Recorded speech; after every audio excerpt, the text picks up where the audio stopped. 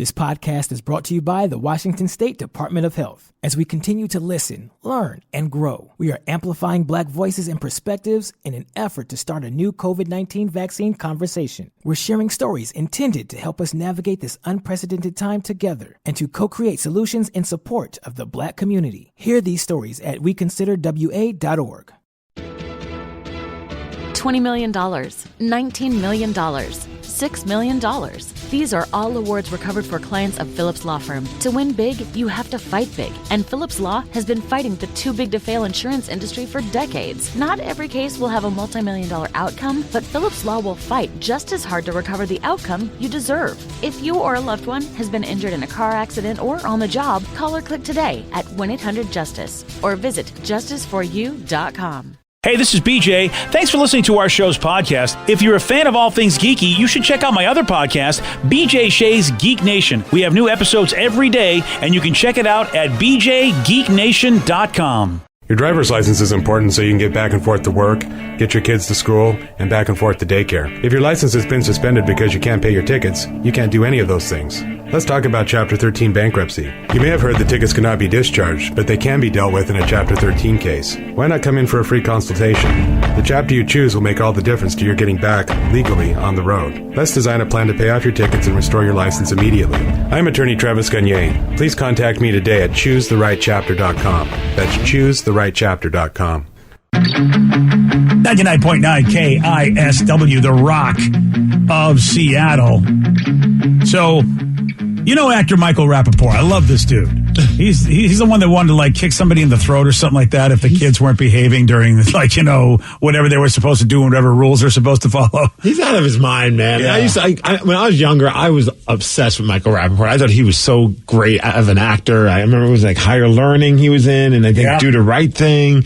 Like, yeah, he's good. He's a good actor. I like him a lot. Yeah, as an actor. I don't know. I have any idea what he's like as a person. He seems interesting though, because a couple weeks ago he saw somebody was leaving a store without paying, like shoplifter, and then he just followed the guy around and they posted the video, and he's just yelling at the guy. I'm like, maybe he's got a lot of free time. I don't know. Maybe acting gigs aren't happening, or this is just his new shtick, is that he's like on the internet just yelling at the clouds, man. Oh, he's on TikTok so much, just yelling and bitching about different things, like doing like little things with his other comedian buddy yelling at him all the time. He just likes to yell. The only other thing he's doing is guest hosting the Wendy Williams show. Oh, that is awesome. And I'm not even kidding.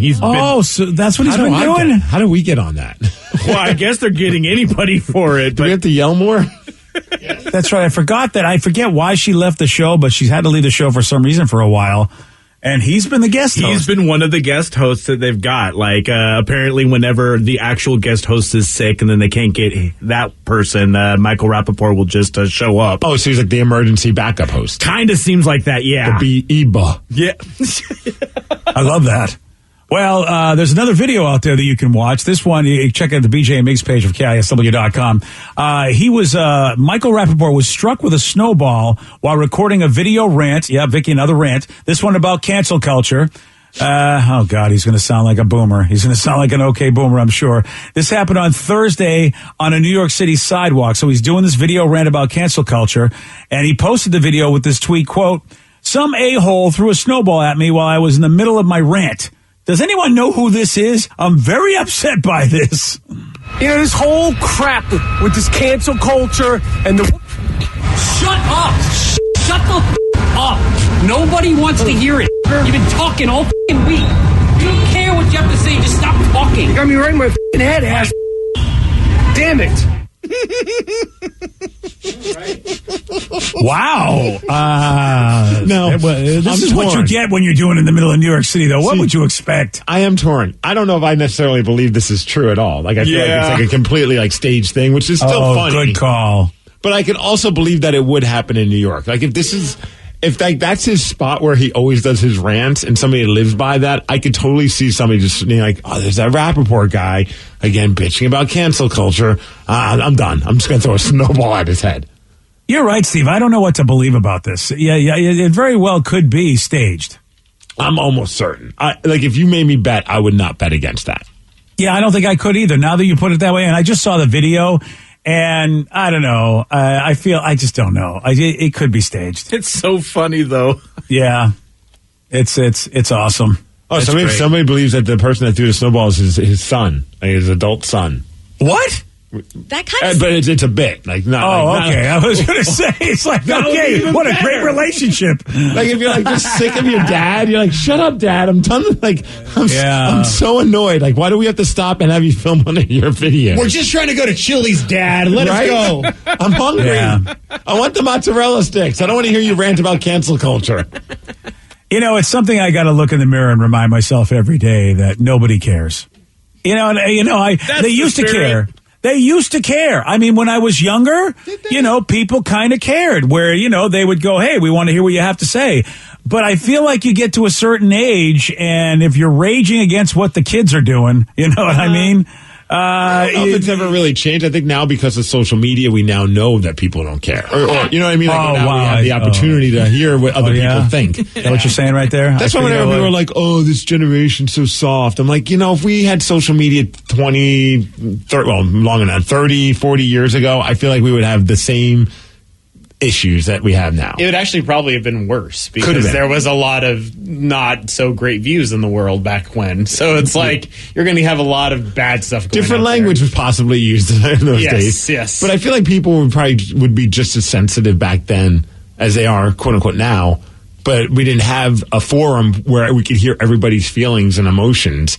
Yeah. Like we do now. And you're not, in the world of, at least in the cognitive behavioral therapy I do, we're basically, we are in the temper tantrum stage. And unfortunately, we're hearing everybody's temper tantrum because they have the ability to take their first reactions and throw them online. But really, the old adage, think before you speak. It's like if you maybe write it down on the notes app or something, or just take a day, you're not in the tantrum stage anymore. And you might not have the response that you initially have. And you're right, Steve, because of social networking and that immediate opportunity to respond and have it posted. Yep. I don't think that's good I don't think it's good for me. I realized I cannot be the person to respond in the moment. I am such a temper tantrum guy. There's no way. And I think that's what's happening. I think that's the problem, is that we've always had temperance in society. It's just you've never been able to reach the person you're pissed at, is so quickly on a national or international level, like because of social media. It's just temper tantrums. And so, eventually you'll find a reasonable way to take care of a situation, as opposed to, that first stage of, I am just going to scream my head off about what I don't like. Dude, thankfully for me, a lot of times whenever like someone is like being like a douche, or I want to respond, or I just want to yell at the clouds my attention span quickly wanes. So I get to the point where I'm typing something and I'm really feeling the moment, and I get like about 2 sentences in, and I'm like, what am I doing? Yeah. I don't even want to deal with this. Like, I don't want to deal with the response. I don't want to deal with finishing this sentence. I don't even know if I like what I'm writing. And I just delete my draft folder. Every so often I have to go through it and just be like, the hell was I? What's going on in your mind at this moment, Steve? I'm glad you didn't hit send. Delete that. That is, through osmosis, and I thank you for that, Steve, because that's starting to happen to me more and more. But early on in my life, when I knew you, that never happened. I'm like, I will finish this. And I mean, I have done some horrible, horrible things that I thought were a great idea via the written word.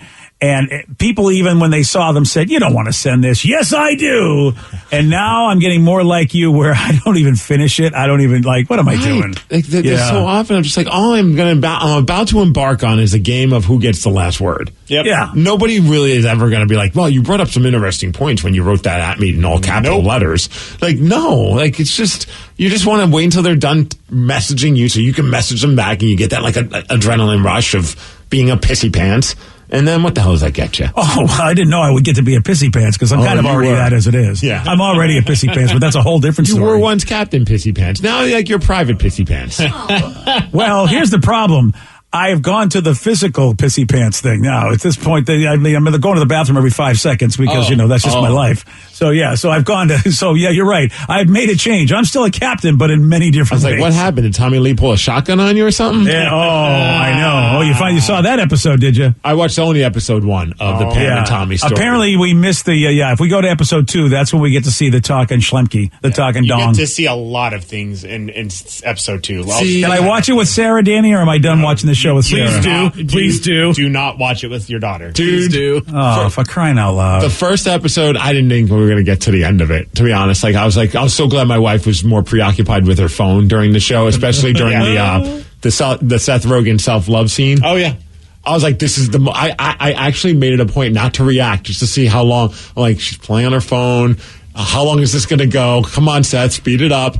Let's get to the next scene. That way. Let me ask you, if why? she saw that, she would have shut it down. And why do we need that scene? You know, I forgot all about that scene, Stephen. That's a good idea. Why do we need that in there? Not I don't just even once, know. but twice. Yeah, why? Why is that a thing? I mean, it doesn't do any. For me, it doesn't do anything about the plot or the character. I mean, I don't know. Are we supposed to feel sorry for him? I don't understand.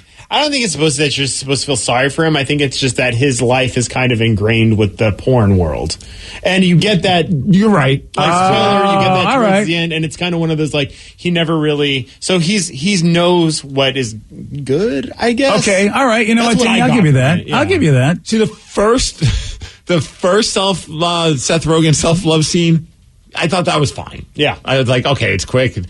It was the second one where it was a little bit more. Yeah, you couldn't see anything, No. but you saw his hand. Yeah. And I was just like, oh.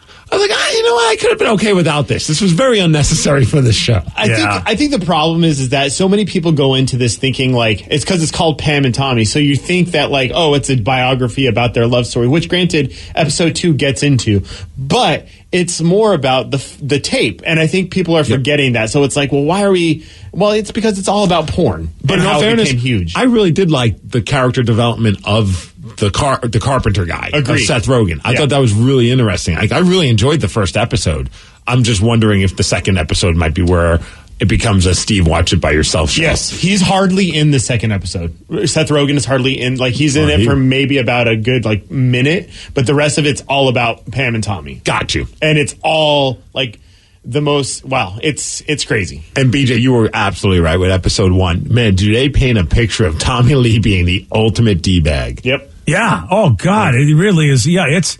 And luckily they dropped the first 3 episodes, so you could go further if you wanted to. So I'm not going to put that first episode's a tough episode if you're like, because it doesn't make you feel like you said, Steve, what you think the show's about. But at least Hulu let you watch 2 and 3, so you could get more of what the show is about. But yeah, that first episode, I thought it was really good. Though. I really and the soundtrack. Yeah, so good. Mm-hmm. Like it's so weird. I always forget. Like I've just been so used to hearing 9 Inch Nails Closer on the radio that I forget the version that does have the curse words in it, and I'm like, oh yeah, this hits differently. And Sebastian Stan, I've seen him in 2 different roles, even though it's in the same universe, but he kind of played 2 different dudes. And he really does a good job, because I totally thought it was Tommy Lee. And I know it was Sebastian Stan, but it was like, okay, he's really doing a good job, because Sebastian Stan's characters in the Marvel universe, I mean, he's either been a cold-blooded killer who's just had no emotion on his face, or he's been a really good buddy and a loyal stand-up guy. And he wasn't any of those things with this, portrayal of Tommy Lee. Does a really good job playing Tommy Lee. Yes, he does. Yeah. So, and I haven't seen much of Lily James, is it, Vic? Yes. Yeah, I haven't seen much of her because I've only watched the first episode, and now I'm going to have to watch it by myself, apparently, because I can't watch it with Sarah. You'll see a lot of her in the second episode, and I mean a lot. So there's full-blown nudity. Full-on hoots? Full-on hoots, yes. Full-on hoots. Full-on dongage from Tommy Lee multiple times. And wow. It is... Well, I guess if you're going to do a sex tape show, you got to see Tommy's dong. Yeah. And just very, let's say there are some sex scenes that do not leave a lot to the imagination. Are these episodes the ones where Tommy Lee has his little member has the speaking role? Oh, yeah. Yeah, I heard episode 2, Tommy's dong makes an appearance. Oh, yeah, it does. Okay, so this is, funny? yeah. All right. I mean, it gets really uncomfortable about after the first minute. It's kind of like, I don't know what the I'm first watching minute? anymore. How long is this? Like a whole monologue or something? Wow. Yes, it is. I can't watch this with my kid. All right, Sarah, that was the last episode we watched was 1. At least 1 was not horrible. Back to the in kids baking challenge on our household. Yeah, you're going to be watching that show alone too, Steve. There's no way.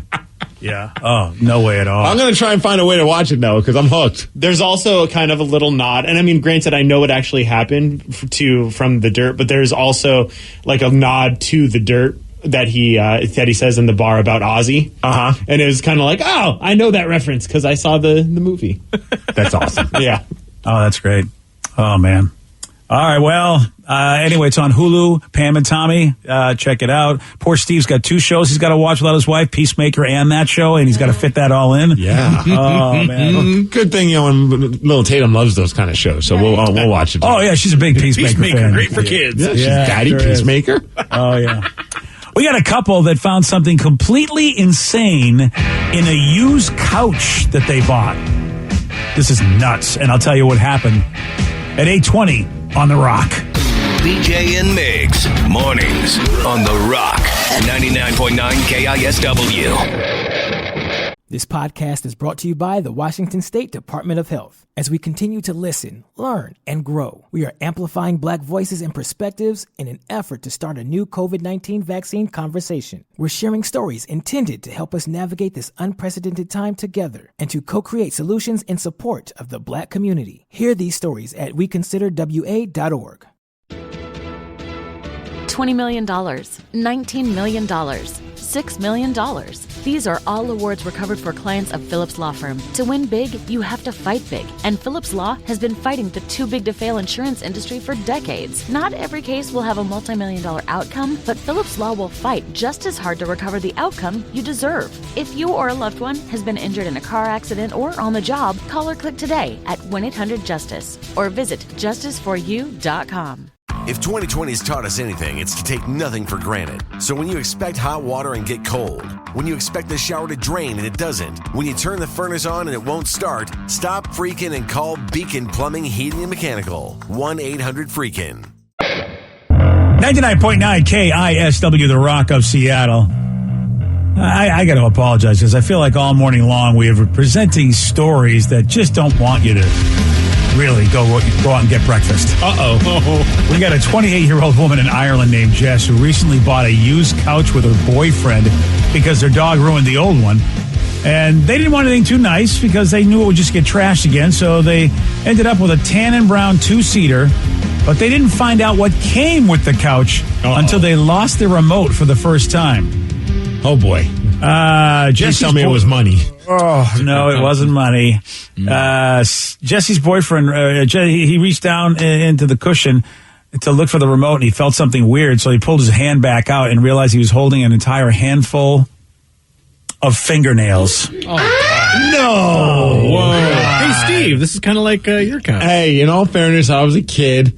And I put them in my TikTok container. TikTok. Yeah. I was going to say your TikTok. Your TikTok. Yeah, wow, you were way ahead of your time. Before your time. Yeah, before even TikTok existed, I had TikTok. I mean, you'd probably go viral for that. So, it turned out the couch was filled with thousands of nail clippings. Oh no! I don't understand how this even happens. Yeah, well, I mean, I know how it happens. Okay.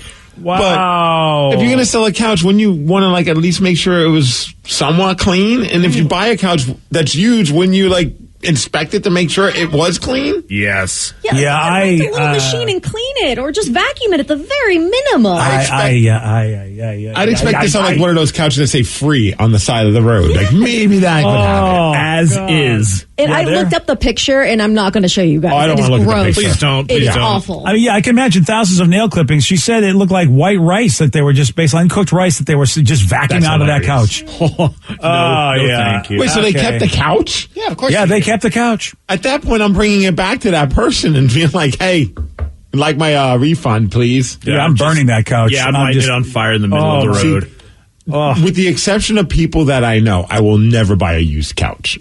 I would get one from a friend. I feel like, okay, at least I know the person. How about a used bed? How would you buy a used bed from me? I mean, that's safe. Yeah, no.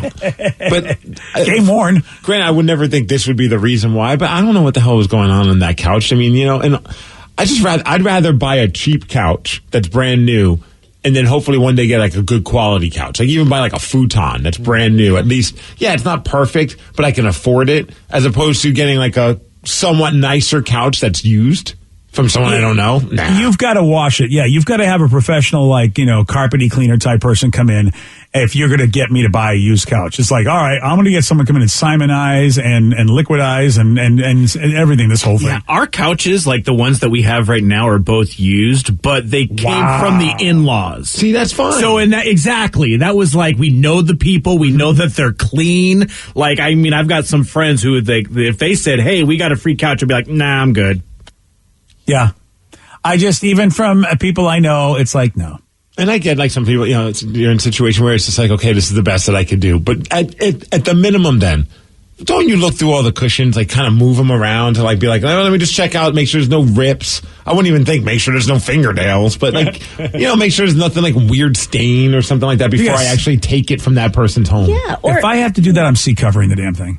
Oh, like old school, like my parents had that with the like that plasticky vinyl. Oh, they had the plastic ones? Oh, that was the worst. Oh, yeah. I'm not going to go that far, even though I think that's probably the best solution, is just to encase the whole thing in plastic. But you get seat covers. You can buy, like, seat covers and couch covers. And that's true. We have that. I just don't want to sit on somebody's sitting area. I'm buying a beanbag at that point. Yeah. These bags are expensive now. A folding chair.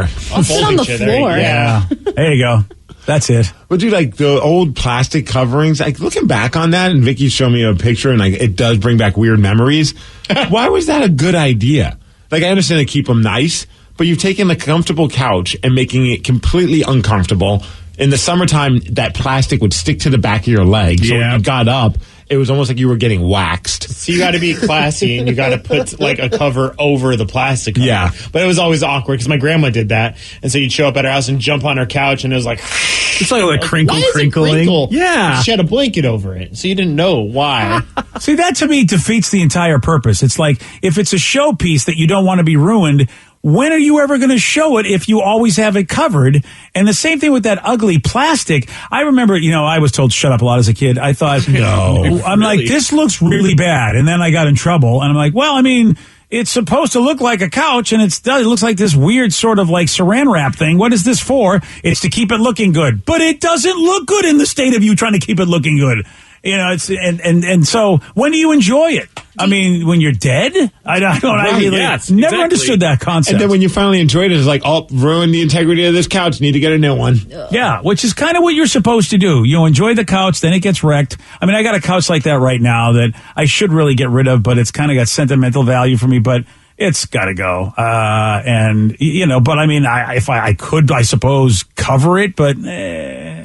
Someone said a former roommate and I, we got a new to us couch from a neighbor. It was infested with flea eggs. Oh, gross. Oh, no. Yeah, see that? No, I'm done. Someone said, so you guys wouldn't get a couch from a thrift store? Me personally, no. No. I have. Like, don't get me wrong. Like, when I was first moved out here, I went to a thrift store and got a couch, and it was this ugly pink couch, but it was like one of those L-shaped ones. I always wondered that. Like, I was like, I made it. I no longer have a futon. I have an L-shaped couch. Granted, this thing was like from 1970, and it was like a faded pink.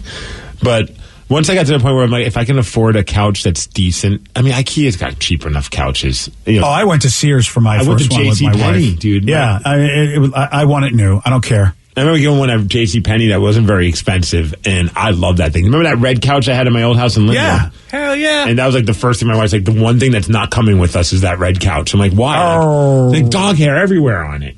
I was like, all right, I bet I could go to a good home, and I try to give it to friends, and like, no, I don't want that thing. No, hey, thanks, Steve. Why don't you just burn it? Okay, thanks, buddy. It's funny that people knock furniture from Goodwills, because I'll watch TikToks and Facebook videos. People will buy like a $20 couch from Goodwill, will clean it up with one of those furniture machines, vacuum it, maybe paint up the scuffs, and sell it for like $200. Good on them. It's a ridiculous, like, I need to get into that. But that's see, awesome. That's not my thing. No, but yeah, it blows but people my have mind. revitalized it. See, that's the thing. If somehow, if somebody's gone to that care in order to flip the couch like they're flipping a house, my brain goes, okay. At least the idea that there could be fingernails in there if I just basically try to do it on my own, Vic. You're right, because I know that's a good business. I know people do good with that. But I'll watch these videos, and really all they do is maybe take the skirt off so you can see the legs of the chair. And, I watch those videos too. Yeah, and they'll just clean it, give it a good clean. Different skirts, buddy. Hey. Give it just a good clean, and then So is that your 20 biz? bucks turns into like 200. So is that the new thing? Is that you're going to do on OnlyFans? You're going to revitalize furniture in your Yes, in lingerie my or something? underwear, yes. Let's do it. I mean, why not? No one's doing it, Vic. Nobody's make doing a lot it. of money. You know what, BJ? I bet someone is doing it. We just have to would look. not You just have to be look hard surprised. enough. As it were. Okay. Hey, someone brought up a good point. I forgot the couches back in the day were made out of natural materials and were a pain in the ass to keep clean and not very stain resistant. So almost everything now, though, is synthetic microfiber and whatnot, and it's extremely easy to clean. So That's part why of you get leather. Yeah. That's why you get the leather, That's why you baby. get leather. Oh, yeah. Oh, leather hides a lot. Okay, kind of. So I don't know if you guys saw this movie website put together a list of actors who were on the brink of calling it quits before they booked a major role. Ooh. I love this, man, because that's the story of, really trying to be a success, at least in the world of performing arts. Like, when do you go, I'm done? Like, this is my last shot. Yeah, and, did you leave right when you were on the precipice, man? I don't believe it's on this list, but I think about, like, Sylvester Stallone. Like, a lot of, like, he felt that the movie Rocky was his last attempt at, like, writing, directing, or acting. Like, he was that's why he was just like, if I'm going to do it, I'm doing it my way. And I'm not letting someone else have their hand in how this movie is being made. That this is my baby, and I'm going out in a blaze of glory if it means that this is not going to work. And obviously the rest is history for him. That's the Stan Lee story. It was his wife that said, look, if you're going to quit this company and go do something else, just a little comic book writer in a comic book company that nobody even knew about and just really not very good comics.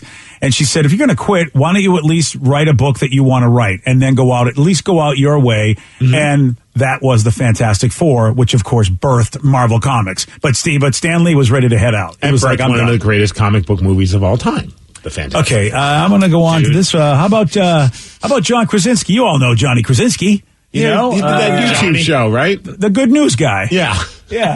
Johnny K. Johnny K, everybody. Hey, everybody. So how about this? John Krasinski was waiting tables and wanted his mom to pick him up.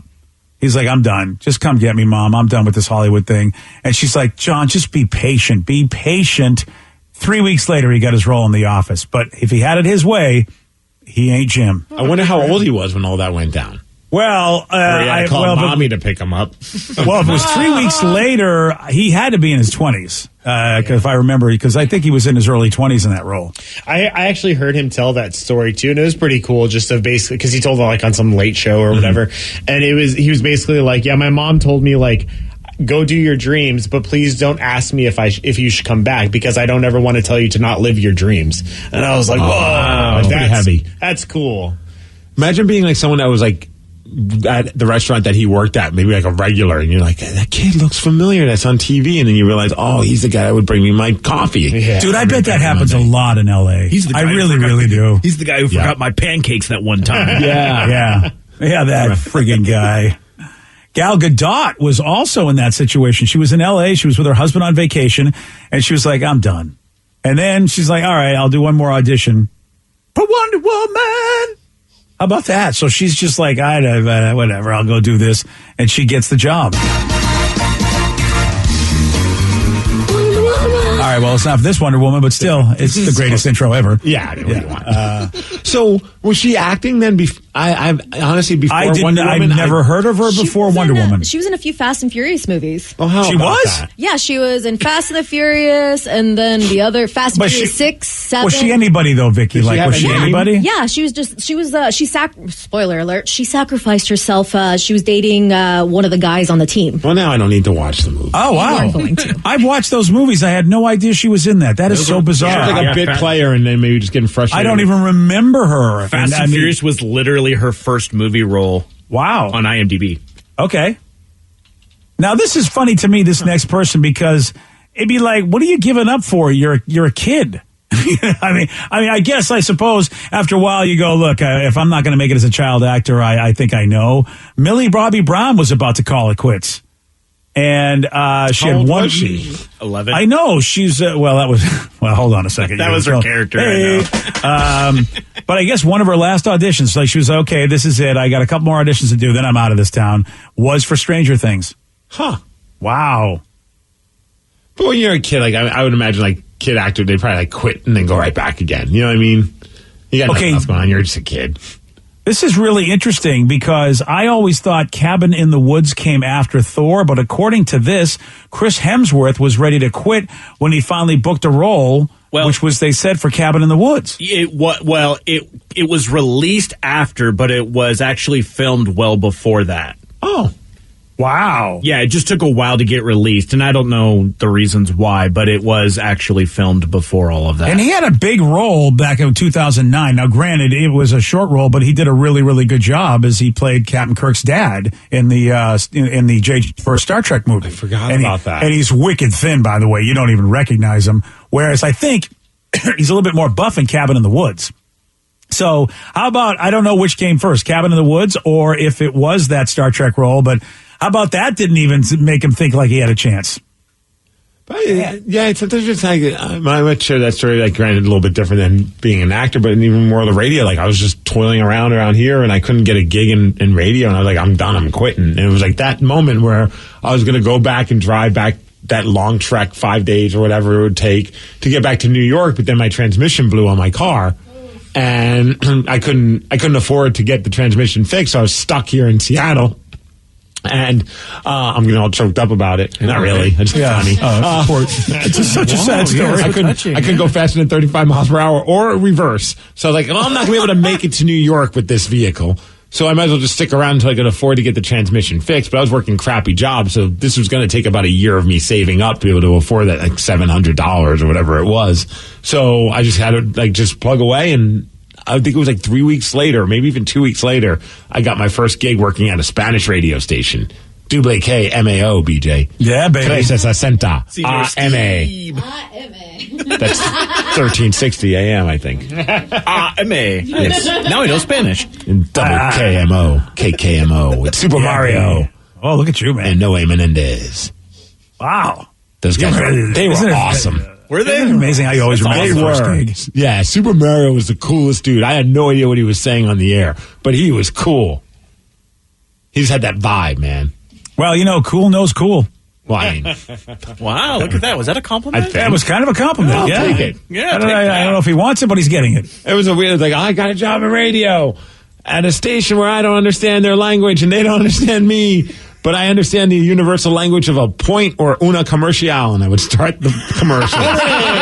There you go. That's how I worked the board for like several months. That's all you needed. And then, thankfully, the rest was history. But had it not been for the transmission of my car and blowing, I'd be back in New York. Man, that's wild, dude. Right. It's wild how, life just puts you in a direction. And it really, you don't feel like you're doing anything. It's sort of like, it wasn't me, it was the car. Otherwise, I'm gone. Right. I'm thinking, great, I'm stuck here. Everyone else that I moved out here with, they've already moved back to New York. I'm a busboy at a restaurant. Shout out to, I think it was Claire's Panties or something. Claire's Pantry? You were a busboy? Panties? I love, well, no. That's a nice Freudian slip. That was another restaurant I worked at. That was. I love that place. I love Claire. I wonder if you ever waited on me or bussed me. Well, I love Claire's. I think I moved out here before you.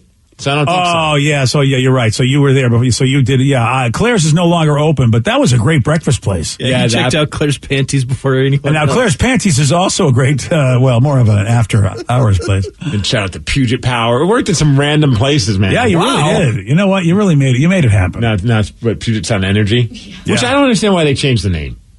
That's a whole other conversation. What's the deal? Holy cow. How do you go from Puget Power to Puget Sound Energy? I feel like we're getting lost in your lost in, you know what? Finally, I'm going to, it's been years. I'm bringing this up. Yeah. Worked the mailroom at that place. That was awesome. Yeah. So maybe because of you being that employee is why they went to, we got to change the name. We've got to just disassociate everything about PPE. This guy keeps talking about working at Puget Power. We need to change the name. Yeah, change it quick. He was the worst employee ever. Rebranding, baby. Robert Pattinson, you guys know him, the Twilight guy, soon to be the Batman guy. How about this? He thought he had a terrible audition for Twilight, so much so that he was ready to quit. And he said, I'm out of the business. I don't know what I'm doing. And then they were like, we love what you did. How about if you really think you suck?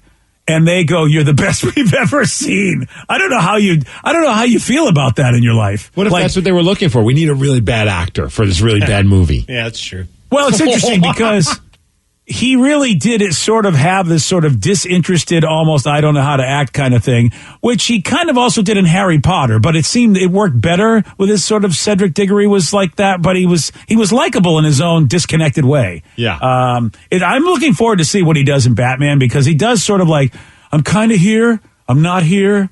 You still think I'm kind of sexy, but I'm not here kind of guy. I mean, it'll be interesting to see if he can play a good Bruce Wayne. I think anybody can be a Batman. Put a mask on him and just tell him to go, I think that should be.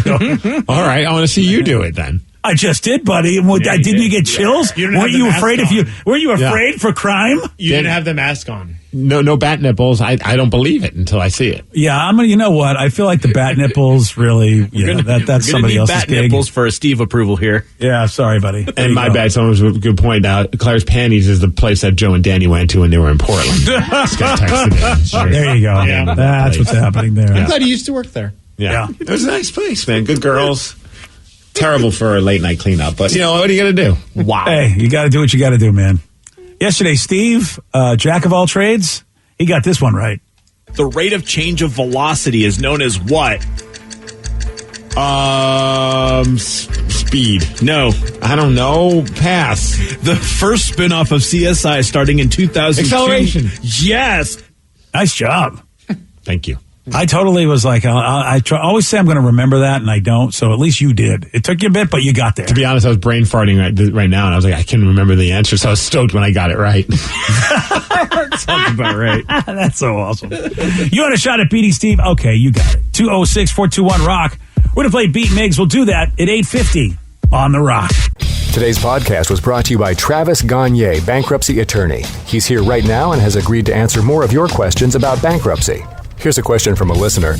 My house is currently in foreclosure. I've stopped making payments. What can I do to save my house? If you're already in foreclosure behind on your mortgage, you can stop the foreclosure by filing a bankruptcy. There's different types of bankruptcy.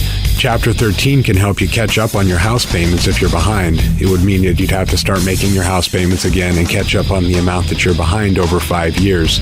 You could also take off or strip off your second mortgage, which would help you to reduce your housing payment every month, especially once you're done with the plan and done catching up on your first mortgage.